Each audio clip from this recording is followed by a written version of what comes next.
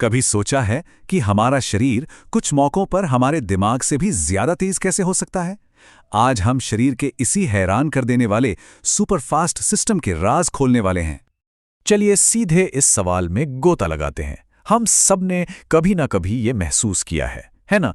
किसी गर्म चीज को गलती से छू लिया और दर्द महसूस होने से भी पहले हाथ अपने आप पीछे हट जाता है। या आखिर होता कैसे है? मतलब शरीर को इतनी जल्दी पता कैसे चल जाता है? देखिए, ये कोई जादू नहीं है, बल्कि हमारे शरीर का एक बहुत ही शानदार डिफेंस मैकेनिज्म है। और इसे समझने के लिए सबसे पहले ये जानना जरूरी है कि हमारे शरीर में जो भी एक्शन होते हैं वो कितने तरह के होते हैं। तो मोटे तौर पर देखें तो हमारे सारे काम, सारी क्रियाएं 3 अलग-अलग कैटेगरीज में आती हैं और हर कैटेगरी पर हमारे कंट्रोल का लेवल बिल्कुल अलग है। अब देखिए, ये जो टेबल है ना, ये इन तीनों के बीच का फर्क एकदम साफ कर देती है। एक तरफ है ऐच्छिक क्रियाएं, मतलब वो सारे काम जो हम सोच समझकर अपनी मर्जी से करते हैं। फिर है अनैच्छिक, जो हमारे जिंदा रहने के लिए अपने आप चलते रहते हैं, जैसे दिल का धड़कना। और फिर तीसरी और सबसे कमाल की चीज है रिफ्लेक्स एक्शन। ये इमरजेंसी के लिए है, हमारी हिफाजत के लिए। अच्छा, हर एक्शन की शुरुआत एक ट्रिगर से होती है। आसपास कुछ होता है जो शरीर को रिएक्ट करने पर मजबूर करता है। विज्ञान की भाषा में इसे उद्दीपन या स्टिमुलस कहते हैं। ये गर्मी हो सकती है, रोशनी हो सकती है, कोई आवाज, कुछ भी। और उस ट्रिगर, उस उद्दीपन के जवाब में शरीर जो भी करता है उसे अनुक्रिया या रिस्पॉन्स कहा जाता है। जैसे मान लीजिए तेज रोशनी आंखों पर पड़ी, ये हुआ उद्दीपन, और हमारी पलकों का झपक जाना, वो हो गई अनुक्रिया। बिल्कुल सीधा सा हिसाब है। तो सवाल अब ये है कि ये सिग्नल उद्दीपन से अनुक्रिया तक जाता कैसे है? ये जानकारी ट्रैवल कैसे करती है? इसके लिए हमें शरीर की वायरिंग को जरा और करीब से, बिल्कुल माइक्रोस्कोपिक लेवल पर देखना होगा। इस पूरे कम्युनिकेशन सिस्टम का हीरो है न्यूरॉन, यानी हमारी तंत्रिका कोशिका। सच तो यह है कि हमारा पूरा शरीर अरबों खरबों ऐसे छोटे छोटे मैसेंजर्स के एक बहुत घने नेटवर्क से बना है, जो हर पल, हर सेकंड जानकारी को यहां से वहां पहुंचाते रहते हैं। चलिए जरा इसके बनावट को समझते हैं, क्योंकि एक न्यूरॉन के काम करने का जो तरीका है ना, वो इसके स्ट्रक्चर में ही छिपा हुआ है। इसे आप एक रिले रेस की तरह सोच सकते हैं। डेंड्राइट्स जो हैं वो सिग्नल नाम के बैटन को पकड़ते हैं, फिर ये सिग्नल एक इलेक्ट्रिक करंट में बदल जाता है और एक्सॉन नाम के लंबे ट्रैक पर बिजली की तेजी से दौड़ता है और आखिर में अगले न्यूरॉन को पास कर दिया जाता है। लेकिन यहीं पर एक बहुत दिलचस्प प्रॉब्लम आती है।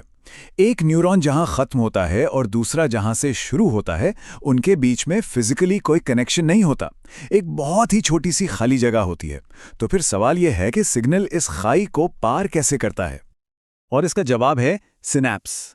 होता यह है कि जैसे ही इलेक्ट्रिक सिग्नल एक न्यूरॉन के अंत तक पहुंचता है, वो कुछ खास केमिकल्स छोड़ता है। ये केमिकल्स उस खाली जगह को तैरकर पार करते हैं और अगले न्यूरॉन को जाकर एक्टिवेट कर देते हैं, जिससे उसमें फिर से एक इलेक्ट्रिक सिग्नल पैदा हो जाता है ना कमाल का सिस्टम? चलिए अब इस तस्वीर को थोड़ा और बड़ा करते हैं, जूम आउट करते हैं। ये जो अरबों न्यूरॉन्स हैं, ये सब मिलकर हमारे शरीर का मेन कंट्रोल सिस्टम यानी नर्वस सिस्टम बनाते हैं। इस सिस्टम के 2 मुख्य हिस्से हैं। पहला है सेंट्रल नर्वस सिस्टम यानी CNS, जिसे हम अपना हेडक्वार्टर कह सकते हैं, और दूसरा है पेरिफेरल नर्वस सिस्टम यानी PNS, जो उस हेडक्वार्टर से निकलकर पूरे शरीर में फैली हुई तारों का एक जाल है। हमारा जो हेडक्वार्टर है यानी CNS, उसमें भी 2 बॉस हैं। एक है हमारा ब्रेन यानी मस्तिष्क, जो सारे बड़े और मुश्किल फैसले लेता है, और दूसरा है स्पाइनल कॉर्ड यानी मेरुरज्जु। ये वो मेन डेटा केबल है जो ब्रेन को बाकी शरीर से जोड़ता है। बहुत अच्छे, अब हमारे पास पहेली के सारे टुकड़े आ चुके हैं। तो चलिए वापस उस गरम तवे वाले सीन पर लौटते हैं और हमारे उस सुपर स्पीड रिएक्शन के पीछे का राज जानते हैं। तो यहां है इस पूरे रहस्य का सबसे बड़ा सुराग। जो रिफ्लेक्स एक्शन होता है ना, उसमें सिग्नल दिमाग तक जाता ही नहीं है, उसे बाईपास कर दिया जाता है। क्यों? क्योंकि अगर सिग्नल दिमाग तक जाता, फिर दिमाग उसे प्रोसेस करता, फैसला लेता, तब तक तो बहुत देर हो चुकी होती, हाथ जल जाता। तो होता यह है कि हाथ की त्वचा से खतरे का सिग्नल सीधा स्पाइनल कॉर्ड तक जाता है। स्पाइनल कॉर्ड दिमाग से पूछे बिना ही फौरन फैसला लेता है और हाथ की मांसपेशियों को पीछे हटने का ऑर्डर दे देता है। सिग्नल के इसी शॉर्टकट रास्ते को रिफ्लेक्स आर्क कहते हैं। यह शरीर का एक ऑटोमेटिक सेफ्टी फीचर है जो हमें तुरंत होने वाले बड़े नुकसान से बचाता है।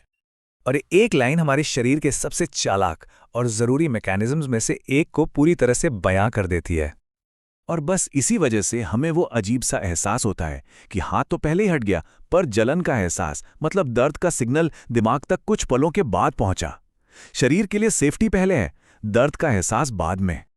ये पूरी बात हमें एक बहुत ही गहरे सवाल पर लाके छोड़ देती है। अगर हमारे ही अंदर एक ऐसा सिस्टम है जो हमारी इजाज़त के बिना हमें बचाने के लिए खुद ब खुद इतने बड़े फैसले ले सकता है, तो क्या हम वाकई अपने शरीर के पूरे कंट्रोल में हैं? इस पर सोचिएगा ज़रूर। आज हम एक बहुत ही दिलचस्प सवाल का जवाब ढूंढेंगे। आखिर हम अपने माता पिता की तरह दिखते क्यों हैं? मतलब वो क्या चीज है जो हमें विरासत में मिलती है? तो चलिए एक ऐसे सवाल से शुरू करते हैं जो हम सब ने कभी न कभी खुद से पूछा होगा, शायद आईने में देखते हुए या फिर पुरानी फैमिली फोटो एल्बम पलटते हुए। तो ये जो मिलता जुलता चेहरा है ना, ये कोई इत्तेफाक नहीं है। इसके पीछे एक पूरी बायोलॉजिकल प्रोसेस काम करती है जिसे कहते हैं हेरिडिटी या आनुवांशिकता। मतलब आसान भाषा में कहें तो ये वो प्रक्रिया है जिससे गुण एक पीढ़ी से दूसरी पीढ़ी तक पहुंचते हैं।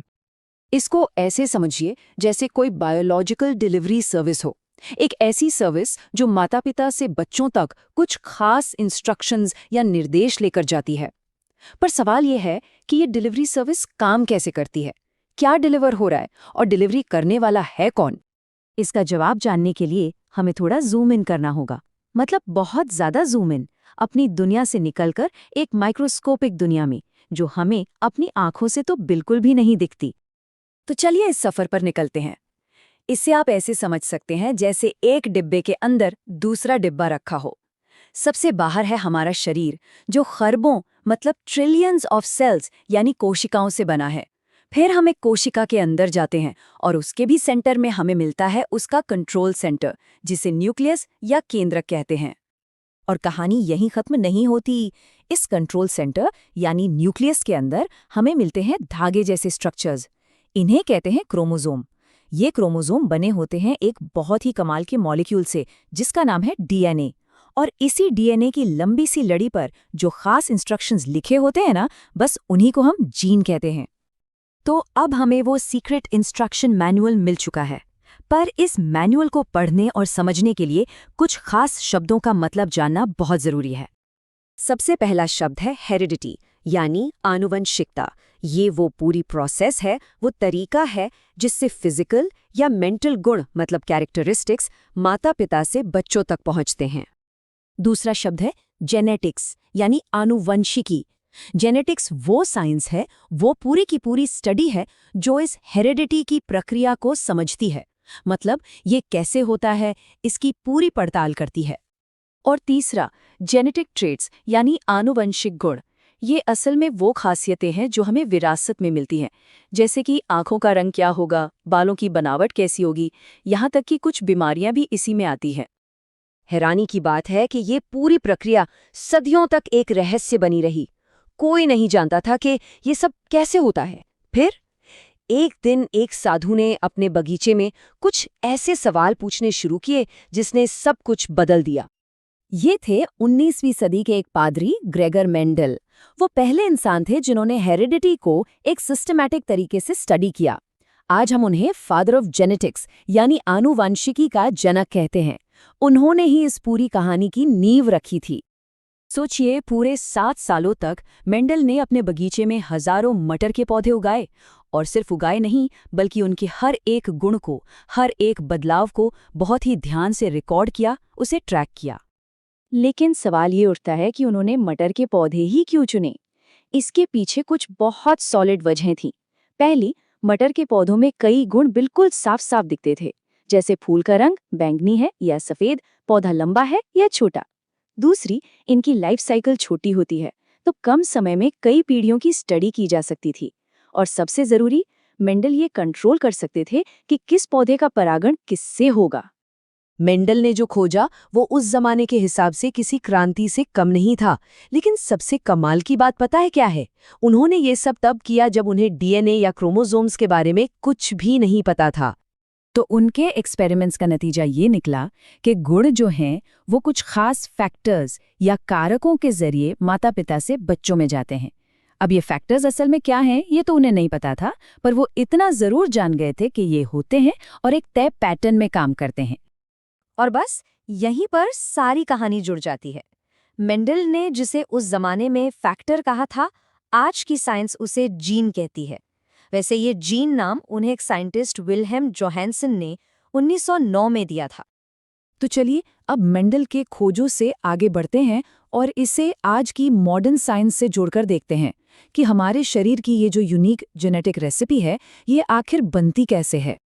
तो जैसा कि हमने पहले देखा, एक आम इंसान के हर सेल में 46 क्रोमोसोम होते हैं। ये अकेले नहीं होते, बल्कि 23 के जोड़ों में होते हैं।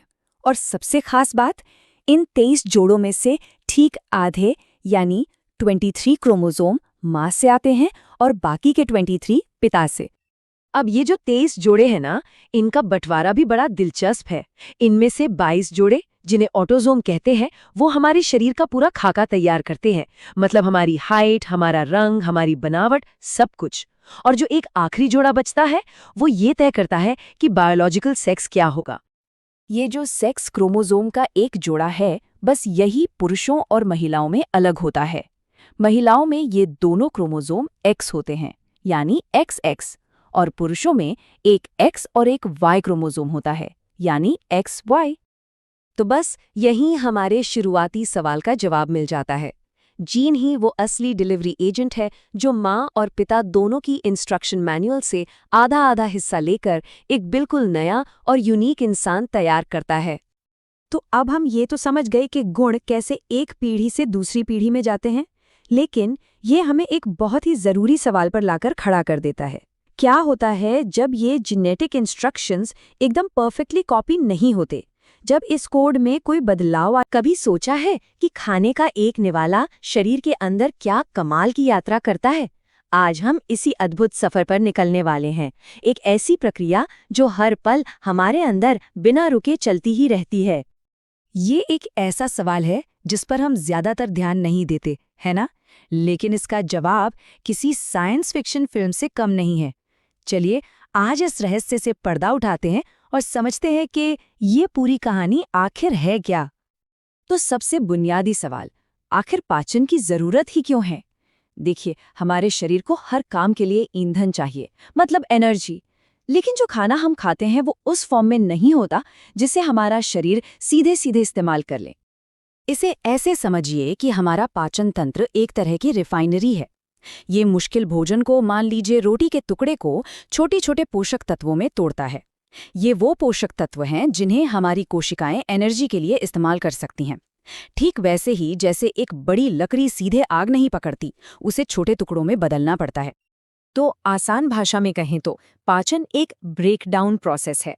इसका बस एक ही मकसद है, भोजन में छिपी हुई एनर्जी को अनलॉक करना, ताकि हमारा शरीर चल सके, बढ़ सके और खुद को ठीक रख सके। तो चलिए इस सफर की शुरुआत करते हैं। और हमारी यात्रा का पहला स्टॉप है हमारा मुंह। जी हाँ, पाचन का सारा खेल यहीं से शुरू हो जाता है। यहाँ पे ना एक साथ दो तरह का काम होता है। एक है मैकेनिकल, यानी भोजन को चबाकर छोटे टुकड़ों में तोड़ना, और दूसरा है केमिकल, जहाँ असली जादूगर यानी रसायन अपना काम शुरू करते हैं। अब देखिए हमारे दांत भी क्या कमाल की टीम है। सामने के दांत यानी इंसाइजर खाने को काटने के लिए हैं, साइड के नुकीले कैनाइन उसे फाड़ने के लिए, और पीछे के प्रीमोलर और मोलर उसे पीसकर एकदम लुगदी बना देने के लिए हैं। मतलब हर किसी का अपना एक खास काम है। लेकिन सिर्फ चबाना तो बस शुरुआत है। असली एक्शन तब शुरू होता है जब इसमें रसायन मिल जाते हैं। हमारी लार, जिसे हम अक्सर सिर्फ पानी समझते हैं, वो असल में बहुत शक्तिशाली एंजाइम्स का एक कॉकटेल है।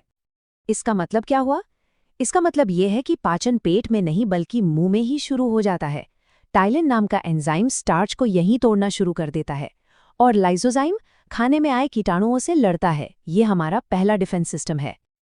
अच्छा, तो अब भोजन अच्छी तरह चबा लिया गया है और लार में मिल चुका है। अब ये अपनी यात्रा के अगले पड़ाव के लिए तैयार है। खाने की नली से नीचे फिसलते हुए ये पहुंचता है एक एसिड चैम्बर में। तो यात्रा जारी है और भोजन अब हमारे जे शेप के अंग यानी पेट में पहुंचता है। यहाँ पर उसे एक बिल्कुल ही अलग माहौल का सामना करना पड़ता है। पेट का माहौल बहुत ही ज्यादा एसिडिक होता है। यहाँ मौजूद हाइड्रोक्लोरिक एसिड इतना ताकतवर होता है कि खाने के साथ आए लगभग सभी कीटाणुओं को खत्म कर देता है। ये एक तरह का सैनिटाइजेशन प्रोसेस है जो शरीर अपने आप करता है। और एक मज़ेदार बात यह है कि पेट में कार्बोहाइड्रेट का पाचन रुक जाता है। इसका मेन फोकस होता है प्रोटीन को पचाना। पेप्सिन नाम का एक एंजाइम यहाँ प्रोटीन को छोटे छोटे टुकड़ों में तोड़ना शुरू करता है। चलिए अब इस कहानी के सबसे जरूरी हिस्से पर आते हैं, छोटी आंत। अगर पाचन एक फिल्म है तो ये उसका क्लाइमैक्स है। यहीं पर पाचन का असली और सबसे बड़ा काम होता है।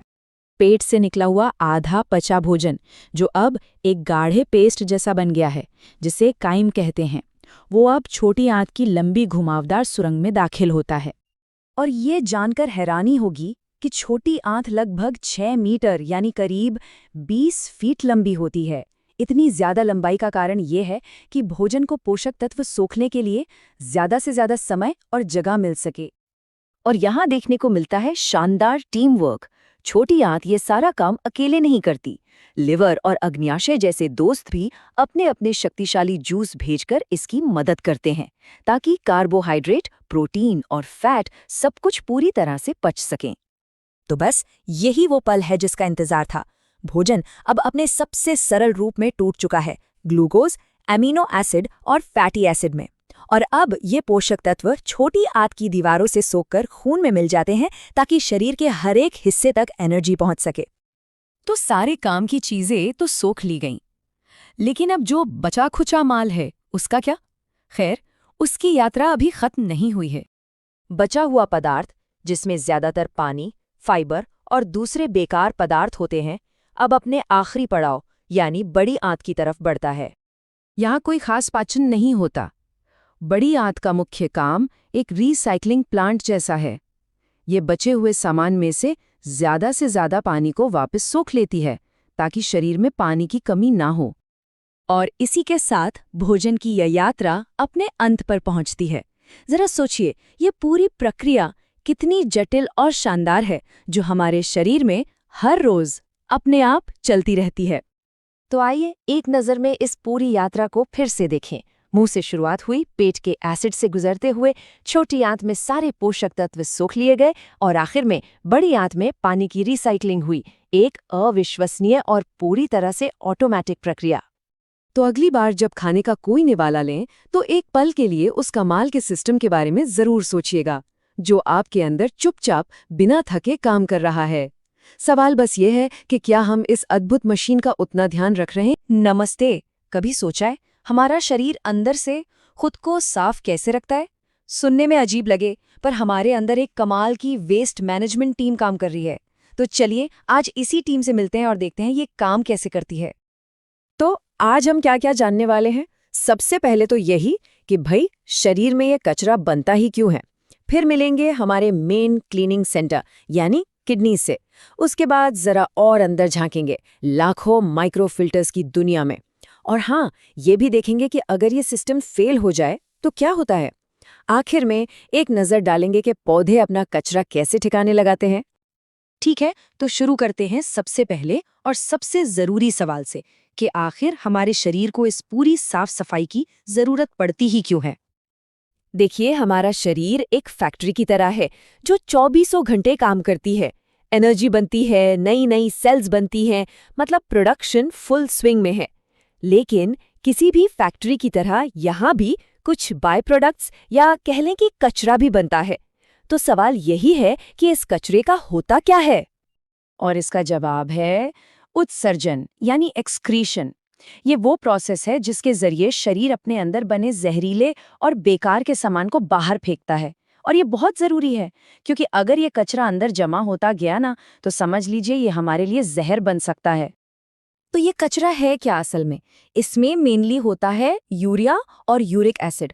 ये वो चीज़ें हैं जो प्रोटीन के पचने के बाद बच जाती हैं। इनके अलावा शरीर में जो फालतू का पानी और नमक होता है, वो भी इसी कचरे का हिस्सा है। तो अब जब हम जान गए हैं कि कचरा क्या है, तो चलिए मिलते हैं इस पूरे क्लीनिंग ऑपरेशन के सुपर हीरो से, हमारे शरीर का मेन क्लीनिंग सेंटर, हमारी किडनीज। तो ये पूरा सिस्टम काम कैसे करता है? देखिए, इसमें होती हैं 2 किडनी जो हमारे मेन फिल्टर हैं। फिर इनसे जुड़ती हैं 2 पतली पतली ट्यूब्स जिन्हें यूरेटर्स या मूत्रवाहिनी कहते हैं। ये पाइपलाइन की तरह काम करती हैं। ये कचरे को यानी यूरिन को एक स्टोरेज टैंक में ले जाती हैं जिसे ब्लैडर या मूत्राशय कहते हैं। और फिर आखिर में आता है यूरिथ्रा यानी मूत्रमार्ग, जो एग्जिट का रास्ता है। ये जो हमारी किडनीज है ना, ये बिल्कुल राजमा के दाने जैसी दिखती हैं और ये हमारे पेट में आगे नहीं बल्कि पीठ की तरफ होती हैं, रीढ़ की हड्डी के दोनों साइड पर। और एक मज़ेदार बात यह है कि हमारी जो दाहिनी किडनी है ना, वो बाईं वाली से थोड़ी सी नीचे होती है। क्यों? ताकि हमारे लिवर को आराम से रहने की जगह मिल सके। अच्छा, तो मोटा मोटा प्रोसेस बहुत सिंपल है। सबसे पहले जिसमें कचरा मिला हुआ है वो खून किडनी के अंदर आता है। फिर किडनी एक सुपर फिल्टर की तरह उसे छानकर एकदम साफ कर देती है। अब जो साफ खून है वो वापस शरीर में चला जाता है अपना काम करने, और जो कचरा है मतलब यूरिन, उसे ब्लैडर में भेज दिया जाता है जमा होने के लिए। और ये साइकिल लगातार चलता रहता है। लेकिन सवाल तो यह है कि किडनी के अंदर ऐसा क्या जादू है कि वो खून को इतनी अच्छी तरह साफ कर पाती है? इसका जवाब जानने के लिए हमें थोड़ा जूम इन करना पड़ेगा, मतलब माइक्रोस्कोपिक लेवल पर जाना पड़ेगा। जरा सोचिए, हमारी हर एक किडनी के अंदर करीब करीब 10 लाख, जी हाँ 10 लाख छोटे छोटे फिल्टर यूनिट्स होते हैं। इन्हीं को नेफ्रॉन कहते हैं।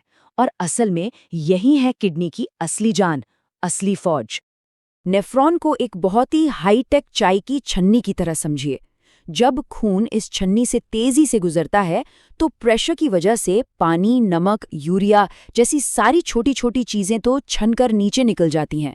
लेकिन खून के जो बड़े और जरूरी हिस्से हैं जैसे रेड ब्लड सेल्स और प्रोटीन्स, वो छन्नी में ही रह जाते हैं।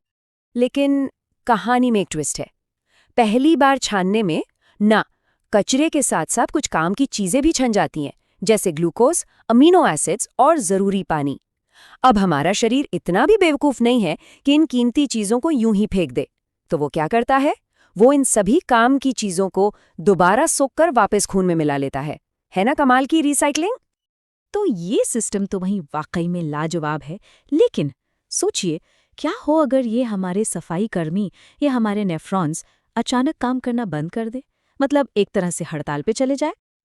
अगर ऐसा होता है, मतलब किडनी काम करना बंद कर देती है, तो शरीर के अंदर जहर जमा होना शुरू हो जाता है। ये कचरा खून में घुलता रहता है, जिससे शरीर में सूजन आ सकती है, ब्लड प्रेशर बेकाबू हो सकता है, और अगर इसे संभाला ना जाए तो ये जानलेवा भी हो सकता है। खुशकिस्मती से आज मेडिकल साइंस के पास इसका एक उपाय है, जिसे डायलिसिस कहते हैं। इसमें क्या होता है कि एक मशीन को शरीर से जोड़ा जाता है। ये मशीन खून को शरीर से बाहर निकालती है, उसे फिल्टर करके साफ करती है और फिर साफ खून को वापस शरीर में भेज देती है। मतलब जो काम किडनी को करना था वो अब एक मशीन कर रही है। डायलिसिस के अलावा कुछ ज्यादा गंभीर मामलों में एक और पक्का इलाज है, किडनी ट्रांसप्लांट। इसमें किसी डोनर की स्वस्थ किडनी को मरीज की खराब किडनी की जगह लगा दिया जाता है। वैसे एक बात यह भी है कि इंसान एक स्वस्थ किडनी के सहारे भी पूरी तरह से नॉर्मल जिंदगी जी सकता है। ये सब यही दिखाता है कि ये छोटे से अंग हमारे लिए कितने कितने ज्यादा जरूरी हैं। ठीक है, तो ये तो हुई इंसानों की बात। लेकिन कभी सोचा है कि पेड़ पौधे अपना वेस्ट कैसे मैनेज करते हैं?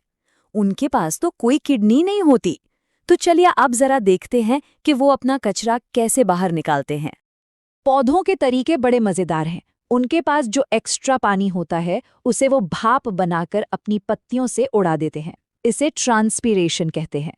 कुछ वेस्ट प्रोडक्ट्स को वो अपनी पत्तियों में या पेड़ की छाल में स्टोर कर लेते हैं, और जब पत्तियां झड़ती हैं तो कचरा भी साथ चला जाता है। और कभी कभी तो वो गोंद या रेजिन के रूप में भी अपने वेस्ट को तने से बाहर निकाल देते हैं। तो चलिए, खत्म करने से पहले एक आखिरी सवाल। क्या कोई अंदाजा लगा सकता है कि हमारी ये छोटी छोटी किडनीज हर दिन कितना खून फिल्टर करती होंगी? जवाब सुनकर शायद यकीन न हो। हमारी दोनों किडनी मिलकर रोजाना लगभग 180 लीटर खून साफ करती हैं। जी हाँ, 180 लीटर्स। ये सच में हमारे शरीर के वो गुमनाम हीरो हैं जो बिना रुके, बिना थके 24 घंटे हमारे लिए काम करते रहते हैं।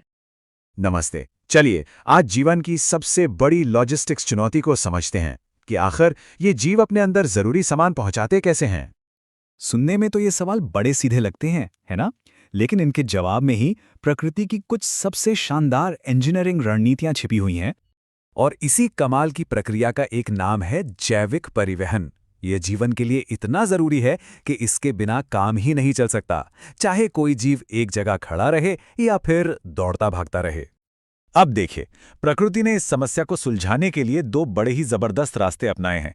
एक उन जीवों के लिए जो अपनी जगह पर टिके रहते हैं और दूसरा उनके लिए जो हमेशा चलते फिरते रहते हैं। तो चलिए सबसे पहले पौधों की दुनिया में चलते हैं। वे हिल नहीं सकते, इसलिए उनकी डिलीवरी सर्विस को पूरी तरह से ऑटोमेटिक और बहुत ही कुशल होना चाहिए। अच्छा, तो पौधों के अंदर ना दो मेन पाइपलाइन होती हैं। एक है जाइलम, जिसका काम है पानी और मिनरल्स को जड़ों से ऊपर पत्तियों तक ले जाना। ये एक वन वे स्ट्रीट है, सिर्फ ऊपर की तरफ। और मजे की बात यह है कि ये डेड सेल्स यानी मृत कोशिकाओं से बनी होती हैं, खोखली नलियों की तरह जो पानी के बहाव के लिए परफेक्ट है। और दूसरी पाइपलाइन है फ्लोएम। ये पत्तियों में बने खाने मतलब शुगर को पौधे के हर उस हिस्से तक पहुंचाती है जहां एनर्जी की जरूरत होती है, चाहे वो ऊपर हो, नीचे हो या कहीं भी। ये एक एक्टिव प्रोसेस है, इसलिए फ्लोएम जीवित कोशिकाओं से बना होता है जो इस काम को करने के लिए एनर्जी का इस्तेमाल करती हैं। ये एक बहुत बड़ा सवाल है ना? कोई मोटर नहीं, कोई दिल नहीं, फिर भी पानी सबसे ऊंची टहनी तक पहुंच जाता है। आखिर इसका राज क्या है? जवाब है वाष्पोत्सर्जन। इसे ऐसे समझिए जैसे पौधे को पसीना आ रहा हो। जैसे ही पत्तियों से पानी भाप बनकर उड़ता है, ये एक वैक्यूम क्लीनर की तरह जबरदस्त खिंचाव पैदा करता है जो जड़ों से पानी को सीधा ऊपर तक खींच लेता है। और ये सिस्टम कितना पावरफुल है, इसका अंदाजा इस बात से लगाइए कि एक पौधा अपनी पूरी जिंदगी में अपने वजन का 100 गुना ज्यादा पानी ट्रांसपोर्ट कर सकता है। सच में ये प्रकृति की इंजीनियरिंग का एक अद्भुत नमूना है। तो ये तो हुई पौधों की कहानी, पर उन जानवरों का क्या जो हमेशा चलते फिरते रहते हैं? उनके लिए एक धीमा पैसिव सिस्टम तो काम नहीं करेगा। उन्हें कुछ तेज चाहिए, कुछ ज्यादा डायनामिक। जानवरों के सिस्टम में 3 मेन हिस्से होते हैं। एक पावरफुल पंप यानी दिल, हाईवे का एक पूरा नेटवर्क यानी हमारी नसें या ब्लड वेसल्स, और डिलीवरी ट्रक की तरह काम करने वाला सामान यानी खून। और जब खून की बात आती है तो ये बस कोई लाल रंग का लिक्विड नहीं है, ये तो अपने आप में एक दुनिया है जो आश्चर्य और रहस्यों से भरी हुई है। जरा सोचिए, हमारे ही शरीर के अंदर खून 400 किलोमीटर प्रति घंटे तक की रफ्तार से दौड़ सकता है। ये तो कई हाई स्पीड ट्रेनों से भी ज्यादा तेज है, ताकि हर एक सेल तक जरूरी चीजें सेकंडों में पहुंच जाएं। और इस स्पीड के पीछे का इंजन हमारा दिल। अगर इसे शरीर के बाहर रखकर पंप करने दें तो ये खून को 30 मीटर मतलब करीब करीब 90 फुट ऊपर हवा में फेंक सकता है। इतनी ज्यादा ताकत होती है इस मोटर में। हम लोग तो अपने 4 ब्लड ग्रुप्स के बारे में ही सोचते हैं, लेकिन कुत्तों में 13 से भी ज्यादा होते हैं। और कुछ सांपों में तो 1910 से भी ज्यादा ब्लड ग्रुप्स पाए गए हैं। ये दिखाता है कि प्रकृति में कितनी ज्यादा विविधता है। और एक और हैरान करने वाली बात, क्या किसी को पता था कि इमरजेंसी में नारियल पानी को कुछ समय के लिए ब्लड प्लाज्मा की जगह इस्तेमाल किया जा सकता है? ऐसा इसलिए क्योंकि उसकी बनावट प्लाज्मा से काफी मिलती जुलती है। और हां, ये भी सच है कि हर खून एक जैसा नहीं होता। जिनका ब्लड ग्रुप ओ होता है वे किसी को भी खून दे सकते हैं, इसलिए उन्हें यूनिवर्सल डोनर कहते हैं। और जिनका ग्रुप ए भी होता है वे किसी से भी खून ले सकते हैं, जो उन्हें यूनिवर्सल रेसिपिएंट बनाता है।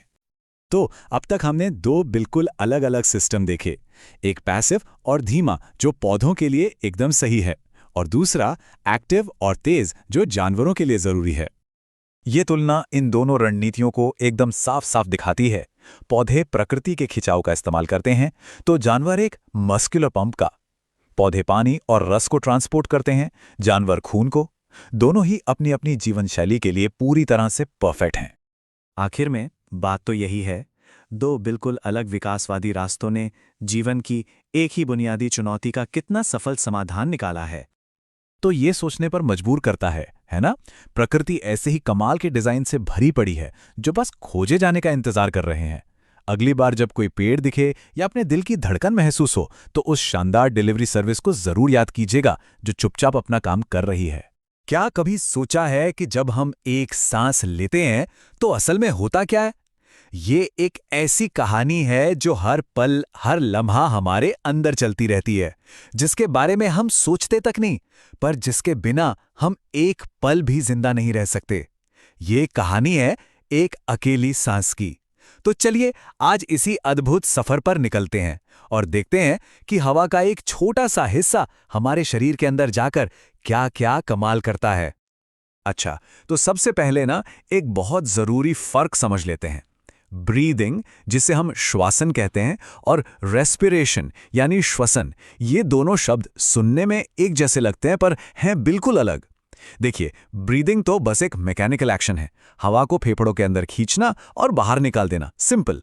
लेकिन रेस्पिरेशन, अरे वो तो असली जादू है।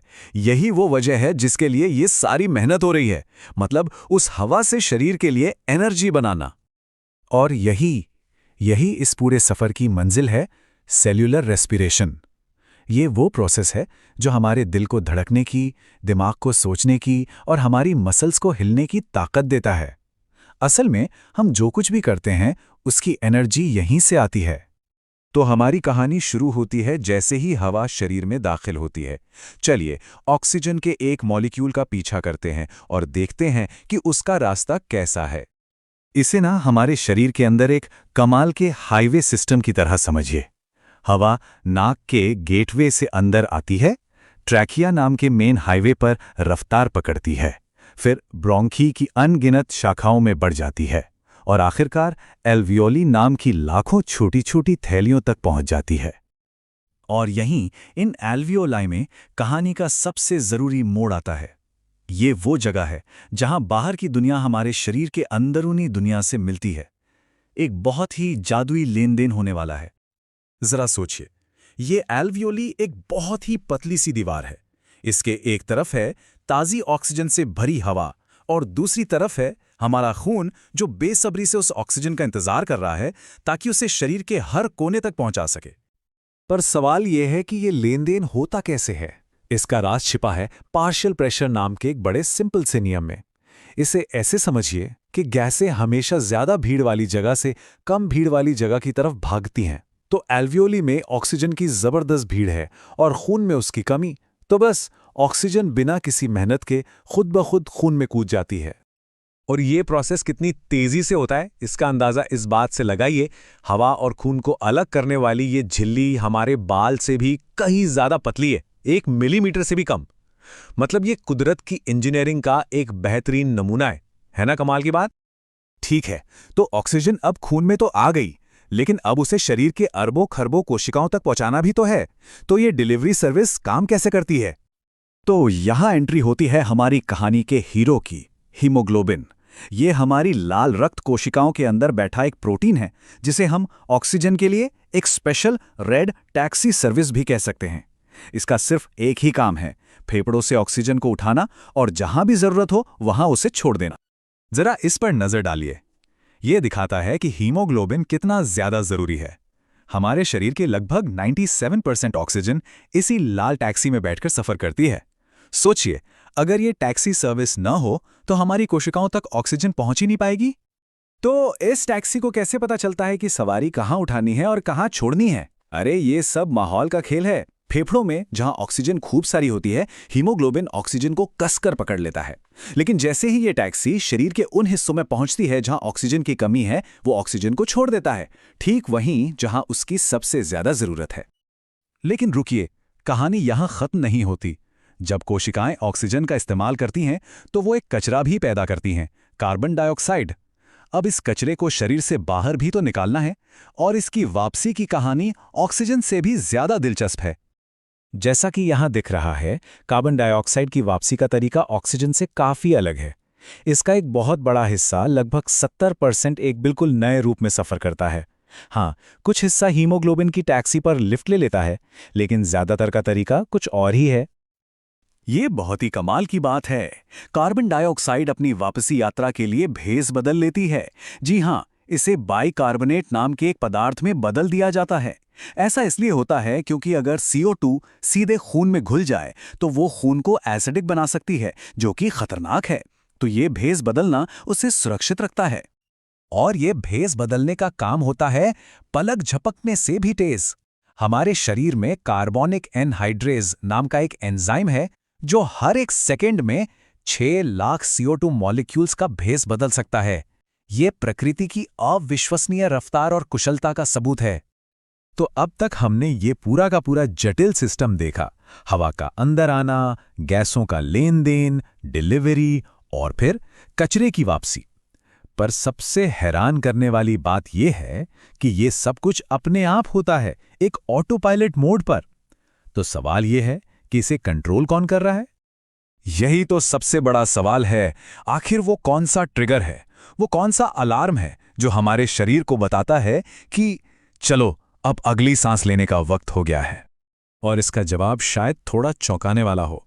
हमारे दिमाग के पिछले हिस्से में एक कंट्रोल सेंटर है जो सब कुछ संभालता है, और जो चीज़ इसे अगली सांस लेने का सिग्नल देती है वो ऑक्सीजन की कमी नहीं, बल्कि खून में कार्बन डाइऑक्साइड का बढ़ना है। इस बात को फिर से समझिए। हमारा शरीर सांस इसलिए नहीं लेता कि उसे और ऑक्सीजन चाहिए, बल्कि इसलिए लेता है क्योंकि उसे बढ़ते हुए कार्बन डाइऑक्साइड से छुटकारा पाना है। ये एक छोटा सा लेकिन बहुत ही जरूरी फर्क है जो इस पूरे सिस्टम को चलाता है। और ये हमें एक आखिरी सवाल के साथ छोड़ जाता है। एक अकेली सांस का ये सफ़र जो हर कुछ सेकंड में खामोशी से पूरा होता है, हमारे शरीर की सबसे खूबसूरत कहानियों में से एक है। ये हम याद दिलाता है कि हमारे अंदर एक कितनी अद्भुत और जटिल दुनिया है जो हर पल हर लम्हा चुपचाप हमारा ख्याल रख रही है।